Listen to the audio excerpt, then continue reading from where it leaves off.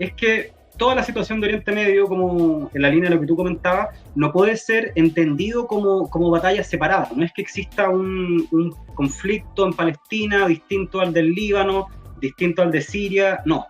Acá lo que existe es una disputa que se da en un plano regional, ¿verdad?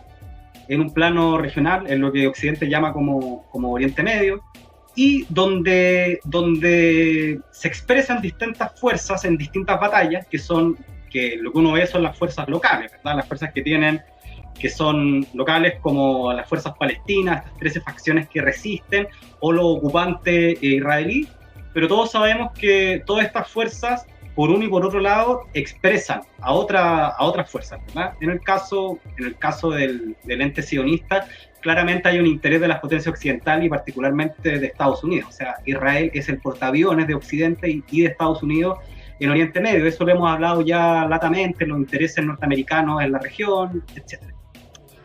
Y por otro lado, existe, así lo han llamado sus propios protagonistas, el eje de la resistencia. Este sería un eje diverso, ¿verdad? Que si bien se podría articular, nosotros podemos decir que se articula dentro del mundo musulmán, ¿verdad? No solo árabe, sino que musulmán. Hay una diversidad de actores. El actor regional más importante es Irán, un actor que ya desde el año 2006 comienza a levantar cabeza, ¿verdad? Cuando Estados Unidos le dice, lo ingresa en la lista de estados terroristas y que patrocinan el terrorismo, porque tuvo la osadía de pasar a llevar al dólar, que es lo que los gringos están reclamando en la actualidad. En su momento Irán le dice a la Unión Europea, yo les vendo petróleo, pero se los vendo en euros y nos saltamos el dólar. Ahí eso fue suficiente para que Estados Unidos lo agregara a la lista negra con Venezuela, Nicaragua y todos los otros, que Corea, que no les parece, ¿verdad? Y resulta que Siria es una potencia regional que sabemos se encuentra articulada económica y militarmente con las otras dos megapotencias que son China y Rusia. Recientemente Irán ingresa al BRICS, ¿verdad? Y Irán ha demostrado esta capacidad de potencia regional de distintas maneras. Una de estas ha sido la inmensa capacidad mediada por China de poder detener los conflictos con Arabia Saudita, ¿verdad?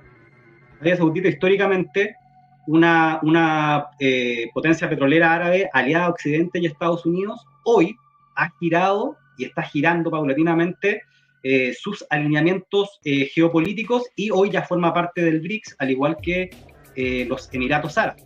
Entonces el BRICS ya contiene, en la medida que ingrese Venezuela, ya sabemos la historia, ¿verdad?, de exclusión que vive por la oposición de Brasil, ¿verdad?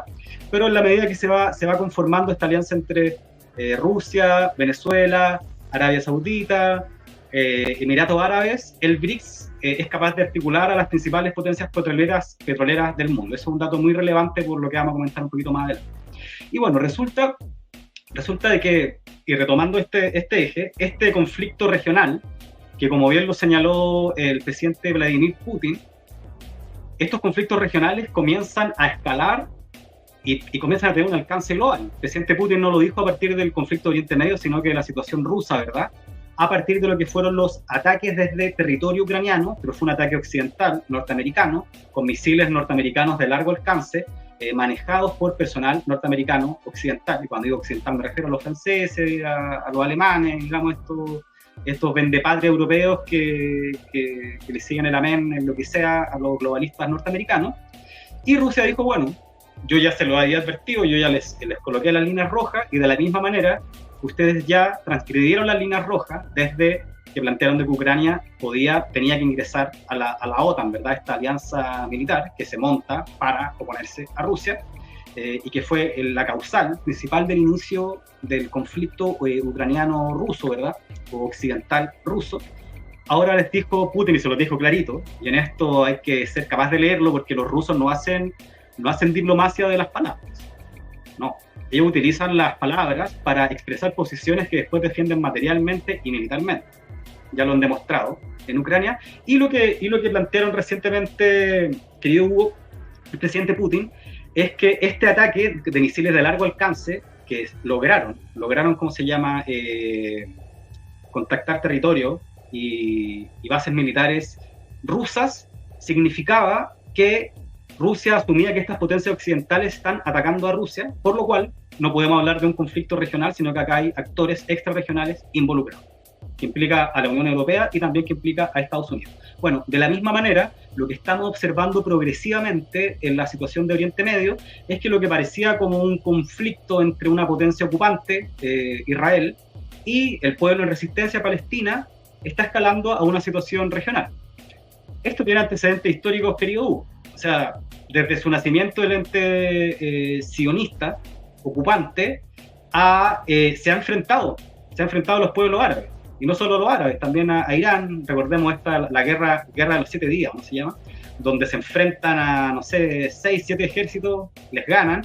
Y anterior a lo que fue la operación Al-Aqsa, diluvio del Aqsa, con la cual heroicamente las facciones palestinas le dan un golpe demoledor y demuestran las filtraciones de la seguridad del sionismo que se presentaba frente al mundo como un ejército invencible. Bueno, en un puro día les dan bajas estratégicas, logran la captura de varios dirigentes militares, ¿verdad? Independiente que los sionistas esto lo muestran como un rapto terrorista de abuelitas, niños, cuestión que es falsa. Acá esta fue una operación de carácter militar, y si fuera por eso, bueno, los sionistas tienen 10.000 palestinos y tienen miles de niños secuestrados en sus cárceles sin proceso. Entonces, ¿qué me vienen a hablar de secuestro? Pero bueno, punto aparte, eso es un tema aparte. Lo que desató la operación Diluvio Al-Aqsa fue esta fiera desatada sionista, que vuelve a expresar nuevamente sus afanes expansionistas. Recordemos, y aquí conecto con Siria, que es el tema que nos convoca, querido Hugo, de que en el 2014, si no me equivoco, se inició lo que Occidente, la CIA, Soros, denominó la primavera árabe. Esto que acá en Chile algunos sectores, así como tipo Camila Vallejo, Gabriel Boric, la ONG saludaron como hoy los jóvenes en Egipto se levantan contra las dictaduras árabes, no sé.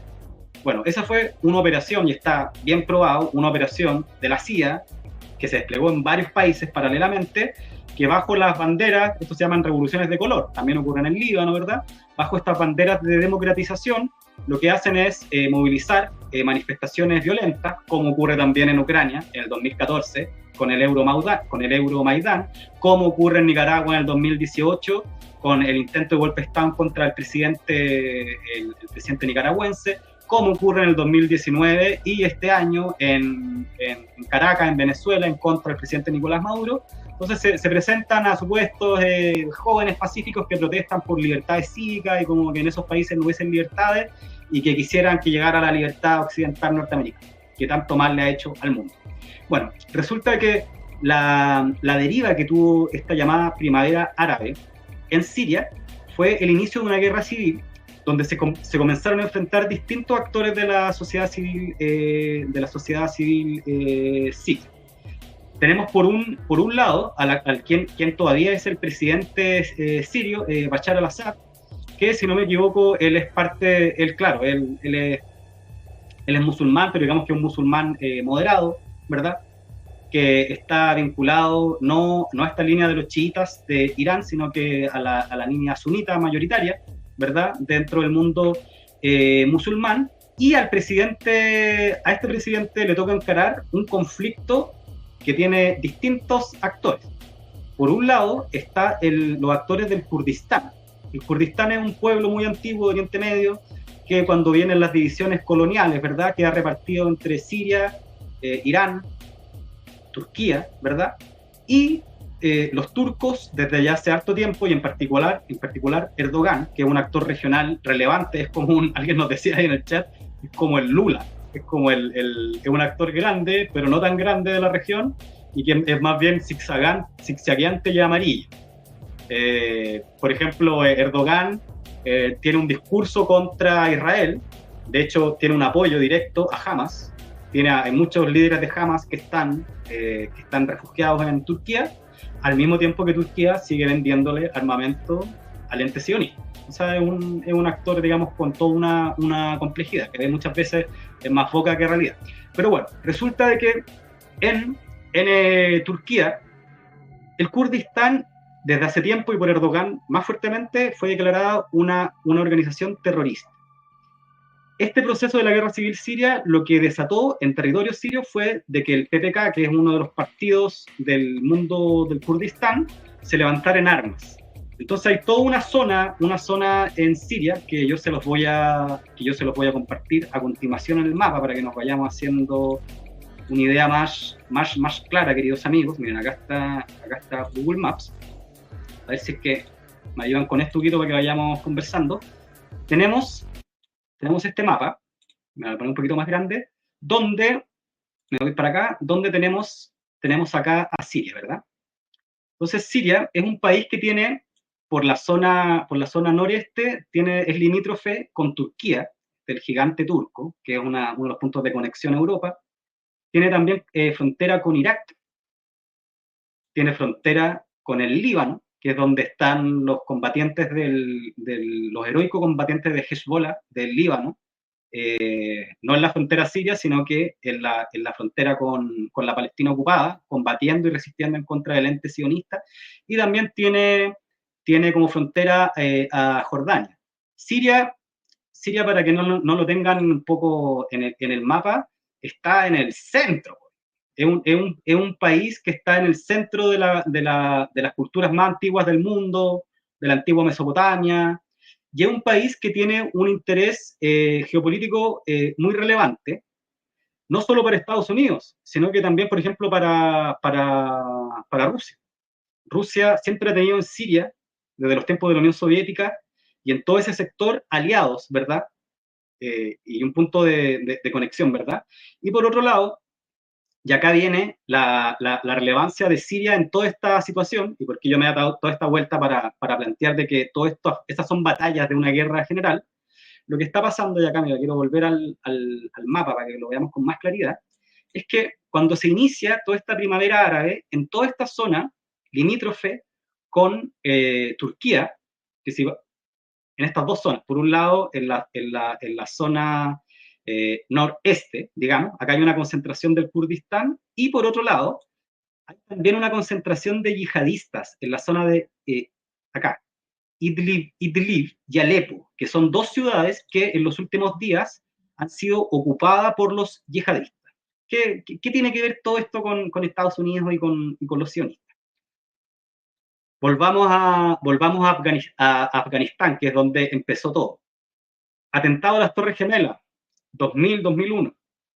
Estados Unidos se para y dice, este atentado lo realizó Osama Bin Laden, que es parte de la organización Al-Qaeda.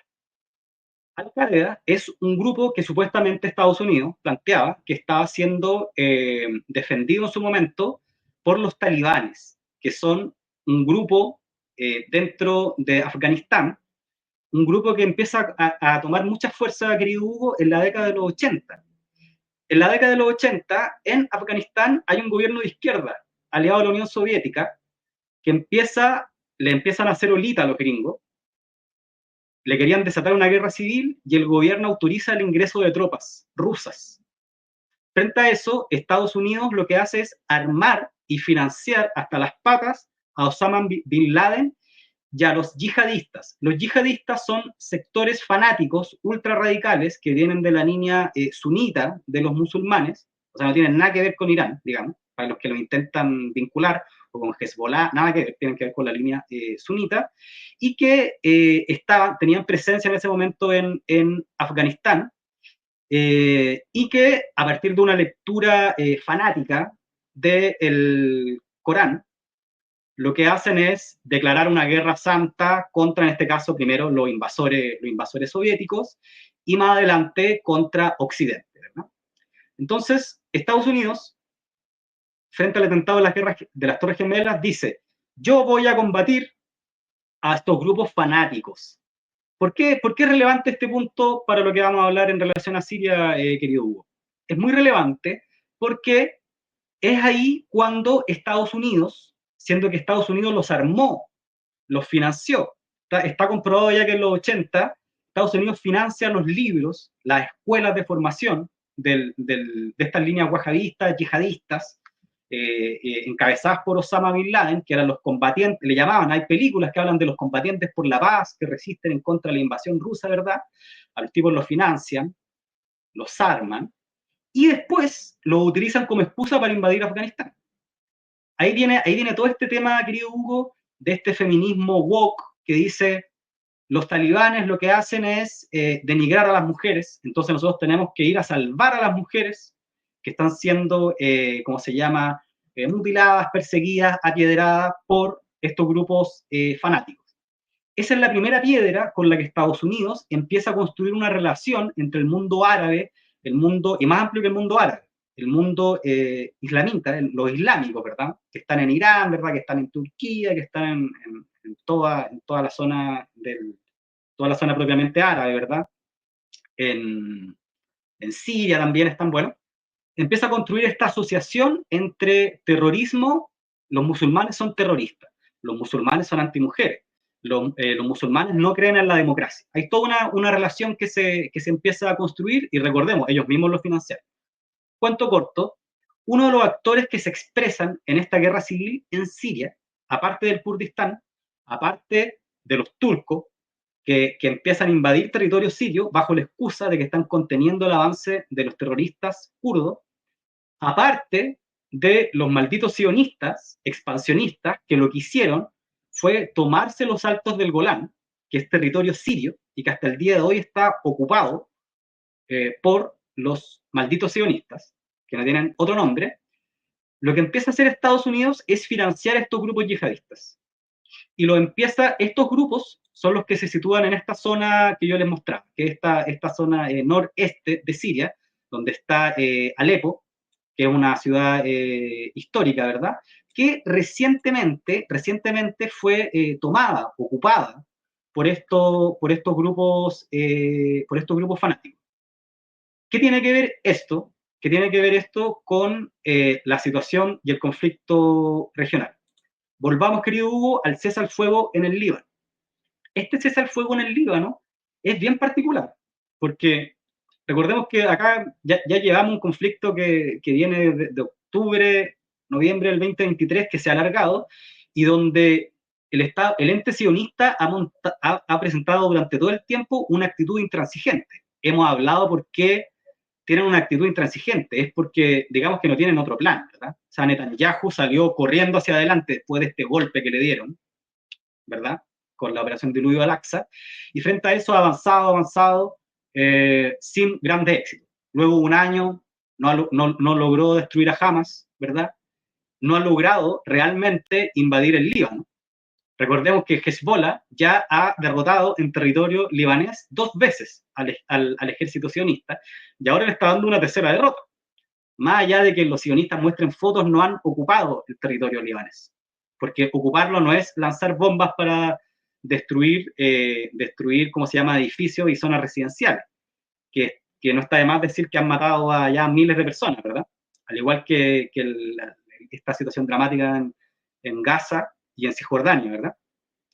Y lo que está pasando, bueno, ellos mostraron una intransigencia total en torno a esta situación, y de repente aparece este cese al fuego que venía negociando Estados Unidos, y que, escúchenlo bien, no fue negociado por Hezbollah. Acá no hubo una negociación donde se sentó Hezbollah con un representante de los sionistas y dijeron alto al fuego, no. Este más bien un alto al fuego mediático que busca imponer a Estados Unidos. ¿Y con qué tiene que ver? Y acá esto se conecta con el conflicto sirio.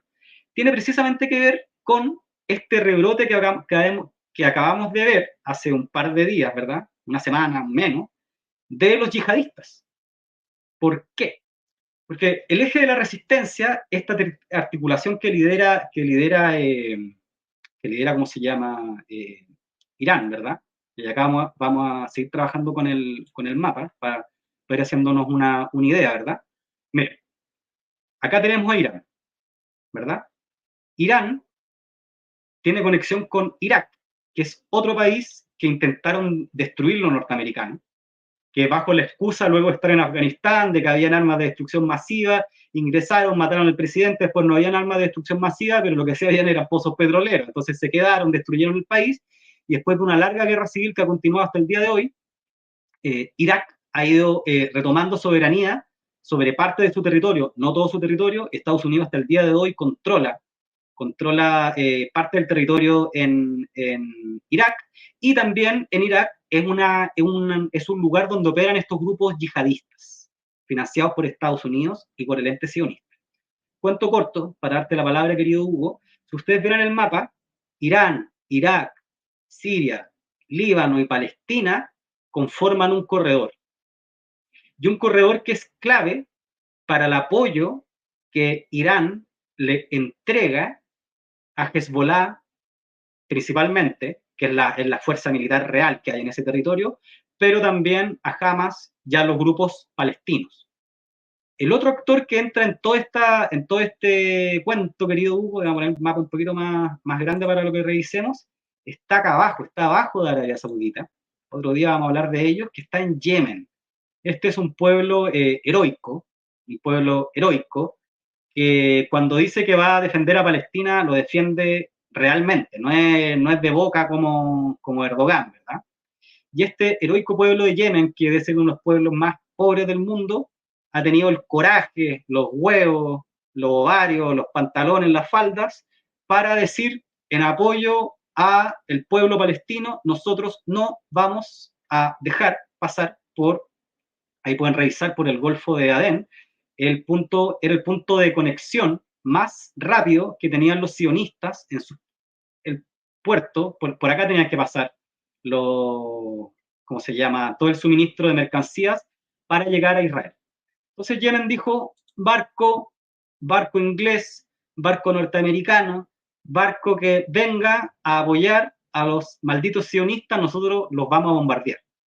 Y dicho y hecho, llevan un año con misiles de precisión, de largo alcance, con drones no tripulados, bombardeando y atacando a los buques que le llevan suministro a los sionistas. Entonces, Yemen ha pasado a tener un rol clave en el eje de la resistencia, porque Irán lo que está desarrollando es una guerra de desgaste. Irán tiene el poderío militar para hacer desaparecer al ente sionista. Pero acá la estrategia no es hacerlo desaparecer. La principal estrategia es el desgaste. El desgaste porque el costo de Israel y de Estados Unidos para poder sostener ese país ocupante es muy, muy alto. Entonces, bueno, Yemen ha tenido un rol muy, muy clave.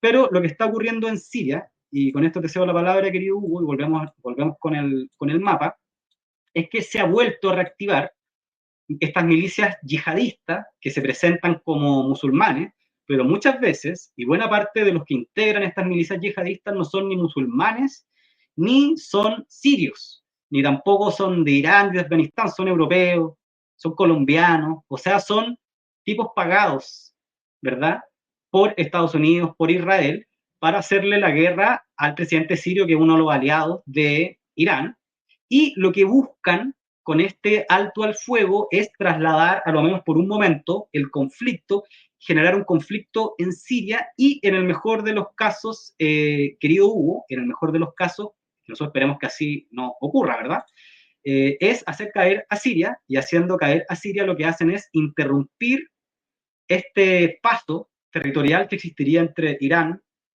vía Irak, hacia el Líbano. Entonces, ahí hay un mapa interesante que hay que revisar, y yo con lo último que quería comentar para hacerte la palabra, es que es muy claro, Hugo, que acá los verdaderos terroristas, los verdaderos creadores y financistas del yihadismo son las potencias occidentales. El yihadismo no solo es un cáncer que sigue corriendo Siria, ¿verdad?, que sigue corriendo Irak, sino que también los yihadistas son a quienes están enfrentando los gobiernos nacionalistas africanos del Sahel.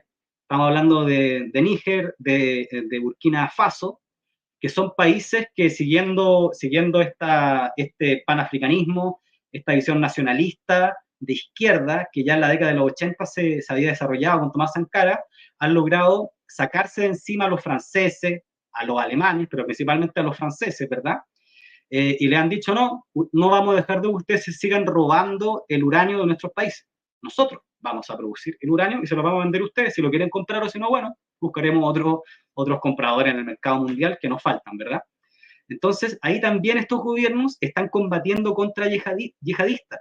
Al-Nusra, que es un brazo de Al-Qaeda, y todos estos grupos, que muchas veces ustedes los ven así como y lo intentan, la propaganda occidental intenta generar una asimilación, por ejemplo, entre Hezbollah o Hamas con estos tipos y no tienen nada que ver. O sea, los yihadistas son aliados occidentales y son un brazo del imperialismo norteamericano, sionista, para desestabilizar a estos gobiernos, querido Hugo.